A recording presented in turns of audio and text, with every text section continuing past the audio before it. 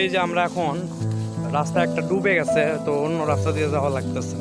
এই যে পাতারের মধ্যে ভাসতে যাচ্ছে আগে আগে, কারণ আমি আগে যাইনি। যদি সাপ টাপ থাকে ওকে কামড় মারুক, কামড় মারলে সমস্যা। পিছনে আমরাও আছি, ওর পিছনে পিছনে যাচ্ছি। দেখা যাক এখন কাদোর মধ্যে, সেই কাদো। এই যে এই আমরা ওই সামনের ওই রাস্তাতে আসতাম, কিন্তু ডুবে যাওয়ার কারণে আসলে আসা হলো না, অন্য রাস্তাতে আসা লাগলো। আর এখানে পায়ে পায়ে অনেক বিপদ, যে কোনো সময় ভরস করে ডাবে চলে যেতে পারে, কারণ পানি তো চতুর সাইডে না।